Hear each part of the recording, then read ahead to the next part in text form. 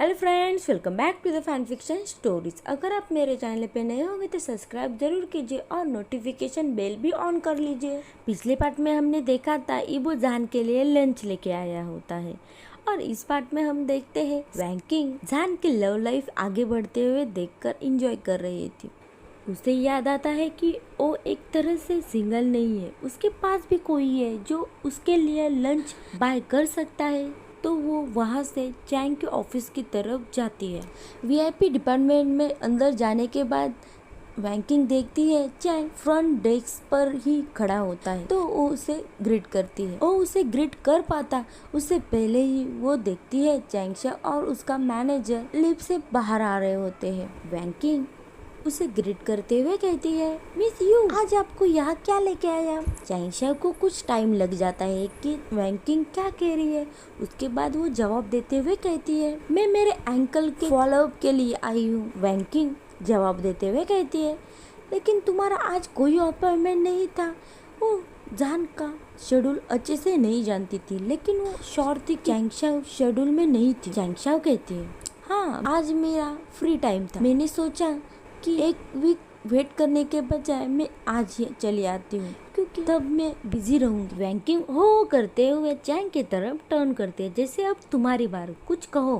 तो चैंग कहता है, आज डॉक्टर शाह पूरी तरीके से बुक्ड है, तो यही पर का कोई आपका चेकअप कर देगा मिस यू। चैंगशा उसके आइडिया को मना करने ही वाली थी, उससे पहले ही चैंग कहता है, पिछली बार में मैंने मेरे पावर का यूज करते हुए डॉक्टर शाह के अप्रूवल के बिना ही उनके शेड्यूल में आपको ऐड कर दिया था, क्योंकि आप हमारे लिए इम्पोर्टेंट पेशेंट हो। हम दूसरे डिपार्टमेंट को डिस्टर्ब नहीं कर सकते ना किसी जस्टिफाई रीजन से। वीआईपी लाउंज में सभी बेचती है। चैंगशा की आंखों में देखता हुआ कहता है, प्लीज उनमें कुछ फेथ रखिए। चैंगशा चैंग के टोन और उसकी नज़र से बता पा रही थी जैसे वो कह रहा हो ये फाइनल है, तो वो उसकी बात मान लेती है और चैंग का फॉलो करते हुए वीआईपी रूम में चली जाती है। वैंकिंग इसका फ़ायदा उठाते हुए अपने ऑफिस में वापस चली आती है और वो जान को कहीं और भेजने का सोचती है क्योंकि चैंगशा के पास आज फ्री टाइम है। तो चैंगशा उसके चेकअप के बाद जान के सामने आएगी है क्योंकि उसका हॉस्पिटल में आने का गोल दूसरा ही है। वैंकिंग अपने डिपार्टमेंट में वापस आके डिसाइड करते हैं कि वो बच्चों को भी इस गेम में शामिल करेंगे क्योंकि इबो ने उनका पहले से ही यूज किया था। जान और इबो को वहाँ नहीं देखती तो वो सिजोई को हाथ हिलाते हुए पूछती है, वो कहाँ है? तो सिजोई जवाब देता हुआ कहता है, अंकल शाह अपने लास्ट पेशेंट को देखने गए और अंकल इबो बाथरूम गए। तो वैंकिंग सभी बच्चों को अपने पास बुलाती है और कहती है, क्या तुम एंजॉय कर रहे हो कि तुम्हारे अंकल कैसे पागलों जैसे एक्ट कर रहे हैं?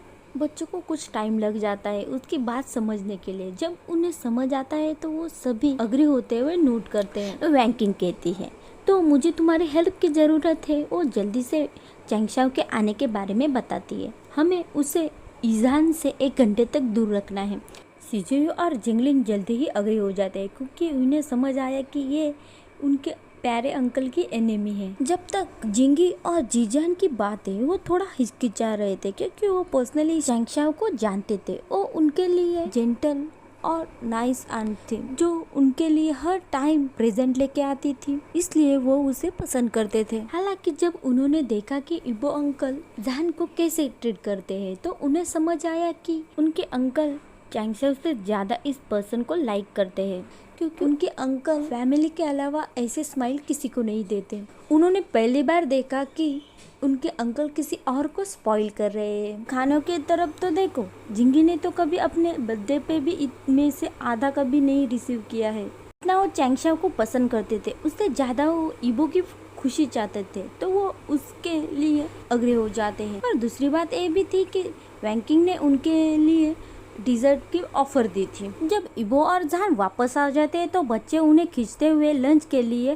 कैफे की तरफ लेके जाते हैं। वैंकिंग को लगता है कैंटीन वीआईपी डिपार्टमेंट के रास्ते में ही है, तो ये डेंजरस है। और वो चैंग को भी मैसेज करते हुए कहती है, तुम चैंगशा पे नजर रखो, अगर वो कैफे की तरफ जाते हुए दिखी तो जिंगली को इन्फॉर्म करो। इन गैंग ने तो वाउजी लिए थे जैसे इजहान को न्यू अपॉर्चुनिटी देंगे और जहान को चैंगसेल से छुपाना है। मेनली बच्चों के लिए तो उनके हार्ड वर्क के लिए फूड और टॉय से कंपेंसेशन किया गया था। इबो लगातार हॉस्पिटल में फूड डिलीवरी करता था, ब्रेकफास्ट, लंच, डिनर, यहाँ तक कि टी टाइम में भी।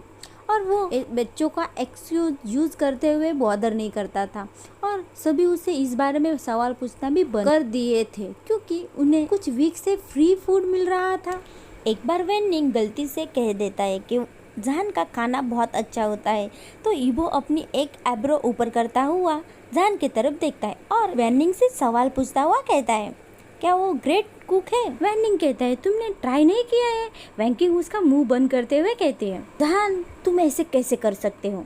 ये सारा खाना फ्री में है और तुमने उसे रिपेयर भी नहीं किया है। वैंकिंग देख पा रही थी कि जहान ने रिपेयर सुनकर अपना हेड शेक किया था। जहान अपना सिर इबो की तरफ घुमाता है और वो सच में ऑफन फील कर रहा था। ऐसा नहीं था कि उसने इस सारे खाने के लिए रिक्वेस्ट की थी, तो ये सभी ऐसा क्यों दिखा रहे जैसे वो जानता नहीं कि कैसे रिपेयर किया जाता है। जहान कहता है, फाइन फूड के लिए थैंक यू वांग। और इबो और सभी स्टाफ सोचते हैं वो गुस्से में है। जहान खाना खाता हुआ अपनी बात पूरी करता हुआ कहता है, मैं जरूर तुम्हारी काइंडनेस रिपे करूंगा। उसकी टोन में सॉफ्टनेस सुनकर स्टाफ अपनी स्माइल छुपाते हुए अपना खाना खाते हैं। उन्होंने पहले कभी जहान को गुस्से में नहीं देखा था, वो उसे गुस्से में देखना चाहते थे, लेकिन उन्हें पता है वो सीरियस नहीं था। इबो उस दिन हॉस्पिटल से जाने से पहले ही जहान उसे टेक्स्ट करता है। उसमें लिखा था, तुम कब डिनर के लिए फ्री हो गए? तुम क्या खाना चाहते हो? इबो ने रिप्लाई करते हुए स्माइली भेजा और फिर लिखा, तुम जो कुछ बना उससे मैं खुश हो जाऊंगा। कुछ दिनों बाद रात में इबो जहान के डोर के सामने खड़ा था। उसके एक हाथ में मोकली मीन्स आइस बियर की बैग थी और दूसरा हाथ डोरबेल पे था। उसे जहान का एड्रेस याद था क्योंकि उसने यहाँ उसके लिए लोटस फ्लावर बुके भेजा था। आज रात जहान डिनर के लिए कोरियन फूड बनाने का डिसाइड करता है क्योंकि उसे याद है कि इबो अब्रॉड स्टडी करने गया था। वो एक सेमेस्टर के लिए सियोल यूनिवर्सिटी गया था, तो उसने सोचा इबो इन फ्लेवर को एंजॉय करेगा। हाँ, उसे गारंटी नहीं थी कि इबो सच कहेगा। अगर इनका टेस्ट अच्छा नहीं लगा फिर भी वो खुश होगा कि उसके बारे में इतना सोचा। इबो अभी भी डोरबेल बजाने के लिए कुछ ज़्यादा ही नर्वस था, तो वो एक अजीब रीज़न ढूंढता है कि ये ज़्यादा इम्पोर्टेंट है कि वो जहान को उसके घर में भागदौड़ करते हुए देखेगा। जब जहान डोर ओपन करता है तो इबो डिसाइड नहीं कर पा रहा था कि क्या उसने सही रीज़न ढूंढा है। उसके सामने डॉक्टर जेंटल और ब्राइट स्माइल के साथ खड़ा था, जिसने व्हाइट शर्ट पे एक एप्रिन पहना था। इससे वो अडोरेबल दिख रहा था। उसके व्हाइट कोट से कुछ ज़्यादा ही कंफर्टेबल था और उसके पीछे ही लिविंग रूम था। इससे इबो की इच्छा हो रही थी उसे पकड़ने की, लेकिन ये अप्रोप्रिएट नहीं था फर्स्ट विजिट के लिए, तो वो रिग्रेट कर रहा था कि क्यों वो यहाँ से चला क्यों नहीं गया। जहान कहता है, इबो कम इन और उसके हाथ से बैग ले लेता है। इबो अभी भी अपने फैंटेसी में ही खोया था, लेकिन फिर भी जहान की ऑर्डर फॉलो करता हुआ वो अपार्टमेंट में अंदर चला आता है। वो जल्दी से स्कैन करता है। इबो कह सकता है कि यहाँ रहने वाला सिंप्लिसिटी और कलर सिस्टमेटिकली है। जहान के व्हाइट कोट के अलावा उसे समझ आया कि फेवरेट कलर ब्लैक और रेड है। उसके अपार्टमेंट में व्हाइट पेंट था और उसके ब्लैक सोफा, उसके साथ रेड पिलोज और उसके बालकनी से लेक और पार्क तक पूरा व्यू दिखता था। इससे सिटी के सेंटर में पीसफुल एटमॉस्फेयर बन रहा था। किचन एक ओपन बार स्टाइल का था, जिसमें जहान पीछे अलग अलग डिशेस बना रहा था। ये देख के इबो उसमें खो ही गया था। जब सारे डिशेस रेडी हो जाते हैं तो वो सारे डिशेस सर्व करता है। उन दोनों के लिए ये नॉर्मल इंटरेक्शन था, लेकिन वो दोनों भी थोड़े नर्वस थे। डिनर के लिए वो दोनों अपने आप को एडजस्ट कर लेते हैं, जैसे उन्होंने पहले बहुत बार किया है। जहान पाता है कि वो बहुत ही हंस रहा है क्योंकि इबो उसे उसकी कुकिंग के लिए बहुत ही प्रेज कर रहा है। जहान को पता है वो अच्छा कुक है, लेकिन वो 5 स्टार शेफ नहीं है जहाँ ज्यादातर इबो खाना खाता है। इस पॉइंट तक जहान इबो को स्वीट वर्ड कहने से रोकने से गिव अप ही कर देता है और उसका फोकस इबो के लिप्स पे लगा हुआ खाने पे जाता है, जिससे वो फूड को बहुत ही इंजॉय कर रहा है। वो सच में एक चाइल्ड है जो पब्लिक में बाहर नहीं आता। इबो और भी बड़ी स्माइल देने लग जाता है, जैसे उसने ये सब जानबूझ के ही किया है। जान को स्वेटिंग होने लग जाती है जब वो देखता है कि इबो के आंखें उसे क्लीन करने के लिए बेग कर रही है। इसे जान फ्रस्ट्रेटेड फील करने लग जाता है। एक बॉटल मॉकली और 2 घंटों की बातचीत और 6 डिशेस खत्म हो गई थी। जान और इबो कह सकते हैं ये मील बहुत अच्छा था। इबो जान को डिश वॉशेस करने के लिए हेल्प करने के लिए पूछता है, लेकिन जान उसे ये कहता हुआ मना करता है कि वो गेस्ट है। लेकिन इबो किचन में ही खड़ा रहता है। अगर ये मिसेस वांग को पता चला तो वो जेलस होकर जान को बाहर ही निकाल देगी, क्योंकि इससे पहले कभी उनके सन ने घर में इतना कभी इंटरेस्ट नहीं दिखाया था। पॉइंट तक जान कह सकता है कि वो बाहर ही रहने का ट्राई कर रहा है, वो गुड बाय नहीं कहना चाहता। तो एक और घंटा बीत जाता है और एक मॉकली की बोतल खाली हो जाती है। इस टाइम तक इबो ने अपने आप को संभाल लिया था। अल्कोहल और स्पाइसी फूड की वजह से इबो का फेस थोड़ा रेड हो गया था। इससे जान की आंखों में वो और भी अडोरेबल दिख रहा था। इबो डोर ओपन करने से पहले टर्न करता हुआ प्लीडिंग आंखों से, और उसके फेस पे पाउट था। जान को देखता है। जो कुछ भी इबो रिक्वेस्ट कर रहा था वो जान एक्सेप्ट कर पाता। अगर उनके रिलेशनशिप को और टाइम हुआ होता तो जान दूसरा रास्ता चूज करता है। इसके साथ एक हाथ हैंडल पे और दूसरा हाथ डोर फ्रेम पे रखता है और लीन होता हुआ इबो को किस करता है और थोड़ा पीछे होकर इबो की शॉक हुई आंखों में देखता है और ब्राइट स्माइल के साथ विस्पर करता हुआ कहता है गुड नाइट और डोर को क्लोज कर देता है। इसे फेमस आइस प्रिंस अपने जगह पे ही फ्रीज हो गया था। एक और घंटा वही रहता, शायद पूरी रात वही रहता, अगर जान ने शाउट करते हुए ये नहीं कहा होता वांग इबो घर जाओ। इबो उसे अभी मिले हुए गिफ्ट को ही समझने की कोशिश कर रहा था, तभी उसका दिमाग उसे दिए हुए ऑर्डर को फॉलो करने के लिए याद दिलाता है। उसे अगर ये फ्यूचर में और चाहिए, इसे वो और भी रेड हो जाता है। इबो जवाब देता हुआ शाउट करता हुआ कहता है यस डॉक्टर। इबो आगे चला जाता है। उसके बाद वो फिर से टर्न करता हुआ डोर के पास आता है और जेंटली नॉक करता हुआ कहता है मैं ब्रेकफास्ट लेके आ रहा हूँ। जान जो डोर पे ही लीन किया हुआ होता है वो हेड शेक करता है, क्योंकि ये उनका रेगुलर रूटीन ही बन गया था। जान सोचता है जे सही है, किसी को लाइक करने से सिली एक्ट करने लग जाते हैं। गुस्सू एजुकेशन सिस्टम चाइना में बीजिंग में मोस्ट एलिट प्रोग्राम के लिए जाना जाता था। हर साल कॉलेज स्टूडेंट के लिए और हाई स्कूल के लिए एक फेस्टिवल होता था। इस साल जापानीज फेस्टिवल था। वांग्स फैमिली मेंबर होने के कारण और गुस्सू यूनिवर्सिटी से ग्रेजुएट होने के कारण एनुअल इवेंट के बारे में जानता था। हालांकि वो जब से ग्रेजुएट हुआ है तब से वो उस पर ज़्यादा ध्यान नहीं देता है, जब तक उसे याद नहीं आया था कि जान का नेफ्यू भी तो गुस्सू स्टूडेंट है। इसका मतलब है जान फेस्टिवल में आएगा, इसका मतलब है वो जान के साथ ज़्यादा टाइम स्पेंड कर सकता है, इसका मतलब है वो डेट पे भी जा सकते हैं। इबो अजीब सा कनेक्शन जोड़ता हुआ अपना फ़ोन निकालता हुआ जान को मैसेज करता है जान का तुम कल गुस्सू हाई स्कूल फेस्टिवल में जाने वाले हो। जान जवाब देता हुआ लिखता है हाँ मैं जिंगली और सिजोई को लेके जाने वाला हूँ क्योंकि सभी बिजी है। इबो लिखता है क्या कॉन्सिडेंट है, मैं भी बच्चों को लेके जाने वाला हूँ। इबो फिर लिखता है क्या हम मिले और डेट पे जा सकते हैं। जान अंत में बहस करना चाहता था क्योंकि वो इबो का झूठ एक्सपोज करना चाहता था। ये माना जा सकता है कि वैंग्स इस फेस्टिवल में बिजी होंगे क्योंकि वो गुस्सू के ओनर और एम्प्लॉयज थे। इसका मतलब ये भी है कि उन दोनों बच्चों को देखने के लिए बहुत सारी आंखें, शायद वो स्कूल को उनके दूसरे घर के रूप में ही देखते होंगे। जब ये बात उसके दिमाग में आती है तो वो फील करता है कि इबो और कुछ गलत बोलेगा, तो कुछ ढूंढने की परेशानी क्यों लेना। इबो मैसेज करता है जान का, लेकिन कोई रिप्लाई नहीं आता। इबो फिर से लिखता है अगर आपने जवाब नहीं दिया तो मैं कल पर्सनली आके फिर से पूछूंगा। जान जवाब देता हुआ लिखता है ठीक है हम फेस्टिवल में मिलेंगे। जान नहीं चाहता था कि वैंकिंग और वैनिंग उसे इस बारे में टॉर्चर करे। जान फेस्टिवल के दोपहर जिंग रेसिडेंस जाने से पहले वैंग अपार्टमेंट सुजोई को पिकअप करने जाता है और सुजोई के सिर पे सहलाता हुआ कहता है, क्यों तुम्हारे अंकल और आंट अपने नेफ्यू की केयर नहीं कर रहे हैं? वैंकिंग अपने बेडरूम से चिल्लाते हुए कहती है, क्योंकि तुम्हें डेट पे जाने के लिए रीजन चाहिए था ना। जहान अपने जगह पे ही पॉज हो जाता है और सुजोई अग्री होता हुआ सिर हिलाता है। सुजोई जहान को पपी आई से देखता हुआ कहता है, तुम मेरे फेवरेट हो।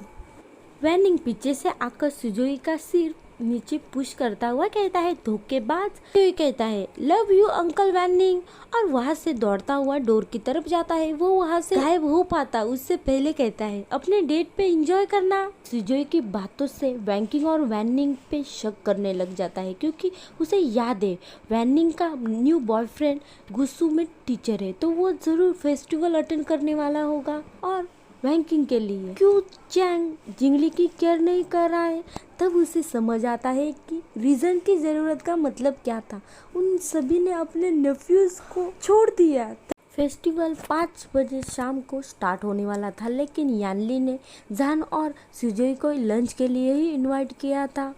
जहान नहीं जानता था कि उसके लिए उसका प्रेजेंट वेट कर रहा है। घंटों की बातचीतों के बाद जहान के सरप्राइजिंग गिफ्ट की बारी आती है। कहती है, जब मुझे जिंगली ने फेस्टिवल के थीम के बारे में बताया, तब मुझे याद आया कि जब हम हाई स्कूल में हाइकोनी गए थे तो तुम कितने अमेज। जहान बड़े से बॉक्स को खोलते हुए देख पा रहा था कि ये जापान से आया हुआ है। ये लग्जरियस नहीं था, सिंपल था, जो जहान को कंफर्टेबल रख सकता था। इस बॉक्स में भी ग्रे कलर का युकांटा था, जिस पे सिल्वर स्क्रिप्ट था। युकांटा का मतलब है जापान का ट्रेडिशनल ड्रेस। जहान कहता है, जीजे ये कुछ ज्यादा नहीं है, मैं सिर्फ बच्चों को लेके जा रहा हूँ। यानली कहती है, इट इज ए डेट। बच्चे पेल हो जाते हैं। वो उसमें ऐड करते हुए कहती है, और फेस्टिवल के लिए ड्रेसअप हो जाओ। तो जहान कहता है, जे इबो कैजुअल ड्रेस पहनने वाला है, और अगर मैं ऐसा वहाँ गया तो ये एम्बेरसिंग होगा।